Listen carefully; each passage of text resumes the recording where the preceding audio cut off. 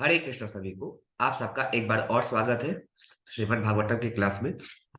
तो हम लोग लगभग चैप्टर नंबर 30 का श्लोक नंबर 20 तक कर लिए थे।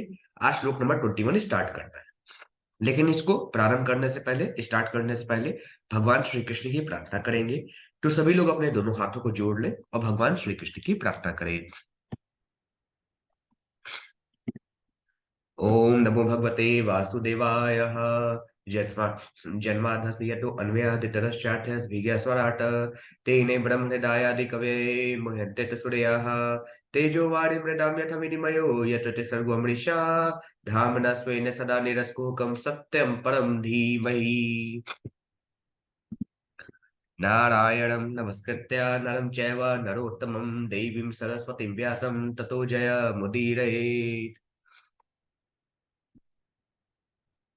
अब श्लोक नंबर 21 स्टार्ट करते हैं, जहाँ पे कपिल मुनि भगवान कहते हैं तयो निर्भिन्ने हृदयस्त जर्नय जात वे पथि स्वभी भक्ष्यमाना आर्तो अघम समनुस्मरण। अब कपिल मुनि भगवान कहते हैं इस प्रकार यमराज के सिपाहियों द्वारा जाए जाते समय उसे दबाया कुचला जाता है और उनके हाथों में वह कांपता रहता है।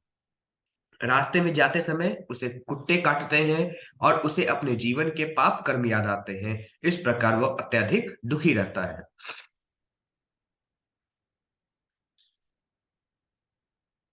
फिर आगे कपिल मुनि भगवान कहते हैं छुत्री टपड़े तो अकड़ दवा नलानी लहे संत पये मानः पथि तप्ते वालु के कृष्णेन पृष्ठे कषया च तारी दशा चलतय शक्तो अपि निरा श्रमोदके। अब कपिल मुनि भगवान कहते हैं अपराधी को चिलचिलाती धूप में गर्म बालू के रास्ते से होकर जाना पड़ता है, जिसके दोनों ओर दावाग्नि जलती रहती है। चलने में असमर्थता के कारण सिपाही उसकी पीठ पर कोड़े लगाता है और वह भूख तथा प्यास से व्याकुल हो जाता है। किंतु दुर्भाग्यवश रास्ते भर न तो पीने के लिए जल रहता है, न विश्राम करने के लिए कोई आश्रय मिलता है। फिर आगे कपिल मुनि भगवान कहते हैं तत्र तत्र पटक्षरान्तो मूर्छितः पुनरुत्थितः पथा पापी यथा नितस्त रसायम साधनम। अब कपिल मुनि भगवान कहते हैं यमराज के धाम के मार्ग पर वह थकान से गिरता पड़ता जाता है और कभी कभी अचेत हो जाता है, किंतु उसे पुनः उठने के लिए बाध्य किया जाता है। इस प्रकार उसे तेजी से यमराज के समक्ष ले जाया जाता है। फिर आगे कपिल मुनि भगवान कहते हैं योजना नाम सहस्राणी नवतिम नव चाध्वनः त्रिभिर्मुहूर्ते द्वारभयाम वानितः प्राप्नोति यातनः। अब कपिल मुनि भगवान कहते हैं इस तरीके से 11,000 योजन की दूरी उसे 2 या 3 पलों में पार करनी होती है और फिर तुरंत उसे घोर यातना दी जाती है, जिसे सहन करना पड़ता है। फिर आगे कपिल मुनि भगवान कहते हैं आदिपनम स्वगात्राणाम वेष्टयित्वो अलमुकादिभि आत्म आत्म माम साधनम क्वापि स्वकृतम परतो अपि वा। अब कपिल मुनि भगवान कहते हैं वहां उसे जलती लकड़ियों के बीच में रख दिया जाता है और उसके अंगों में आग लगा दी जाती है। कभी कभी उसे अपना मांस स्वयं खाने के लिए बाध्य किया जाता है अथवा अन्यों द्वारा खाने दिया जाता है। फिर आगे कपिल मुनि भगवान कहते हैं जीवतश्चान्त्राभ्युद्धारः श्रमगृद्धैर्यमसाधने सर्ववृक्षिषि कदम्शा अद्य दर्शा अद्भि अश्चात्म वैश्यसम। अब कपिल मुनि भगवान कहते हैं नरक के कुत्तों तथा गिद्धों द्वारा उसकी आंखें उसके जीवित रहते और देखते देखते निकाल ली जाती हैं और उसे सांपों, बिच्छुओं, डांसों तथा अन्य काटने वाले जंतुओं से पीड़ा पहुंचाई जाती है।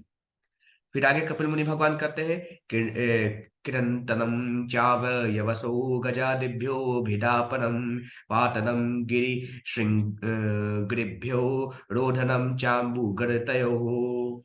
अब कपिल मुनि भगवान कहते हैं फिर उसके अंग प्रत्यंग काट डाले जाते हैं और उसे हाथियों से चिरवा दिया जाता है उसे पर्वत की चोटियों से नीचे गिरा दिया जाता है और फिर जल में या गुफा में बंदी बना लिया जाता है।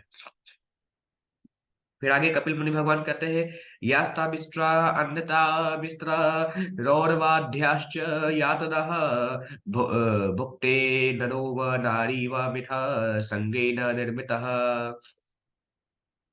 फिर आगे कपिल मुनि भगवान कहते हैं, जिन पुरुषों तथा स्त्रियों का जीवन अवैध यौनाचार में बीतता है उन्हें तामिस्त्र, अंधतामिस्त्र तथा रौरव नामक नरकों में नाना प्रकार की यातनाएं दी जाती है। फिर आगे कपिल मुनि भगवान कहते हैं, अत्रैव नरकः स्वर्गहिति मातः प्रच्यशते या यातना वै नारकेस्ता इहा पयु पलक्षितः।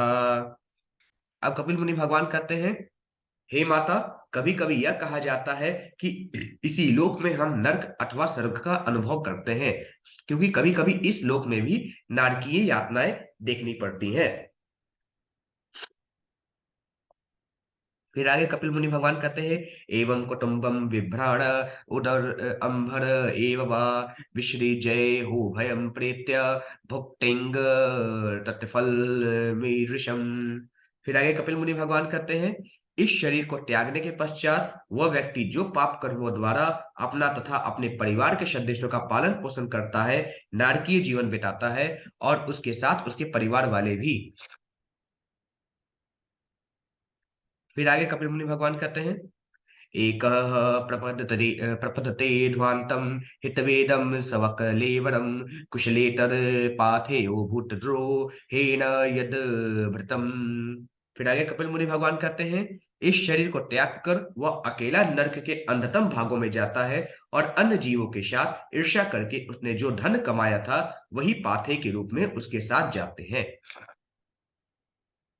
फिर आगे कपिल मुनि भगवान कहते हैं, दैवेना सादितं तस्य समलं निर्यये पुमान भुङ्क्ते कुटुम्ब पोषस्य हृतवित्त इवातुरः।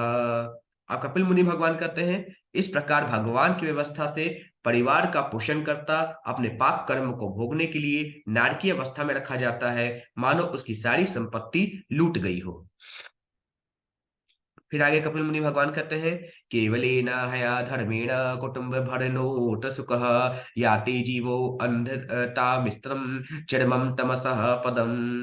फिर कपिल मुनि भगवान कहते हैं, अतः जो व्यक्ति केवल कुत्सित साधनों से अपने परिवार तथा कुटुंबियों का पालन करने के लिए ललायित रहता है, वह निश्चय ही अन्नतामिष्ट नामक गहनतम नरक में जाता है। फिर आगे कपिल मुनि भगवान कहते हैं, अधस्ता नरलोकस्य यावती यारत नादयः क्रमशः समनुक्रम्य पुनर्त्राव्रजे अक्षुचिः। अब कपिल मुनि भगवान कहते हैं, समस्त कष्टकर नारकीय परिस्थितियों से तथा मनुष्य जन्म के पूर्व पशु जीवन के निम्नतम रूपों को क्रमशः पार करते हुए और इस प्रकार अपने पापों को भोगते हुए वह इस पृथ्वी पर मनुष्य के रूप में पुनः जन्म लेता है। इस प्रकार श्रीमद् भगवत गीता के तृतीय स्कंद के अंतर्गत भगवान कपिल द्वारा विपरीत कर्मों का वर्णन नामक 30वें अध्याय के भक्ति वेदांत तात्पर्य पूर्ण हुए। बोलिए श्री कृष्ण भगवान की जय। अब चैप्टर नंबर 31, जिसका शीर्षक है जीवों की गतियों के विषय में भगवान कपिल के उपदेश, ये हम कल से प्रारंभ करेंगे। आज के लिए बस इतना ही। सभी को हरे कृष्ण।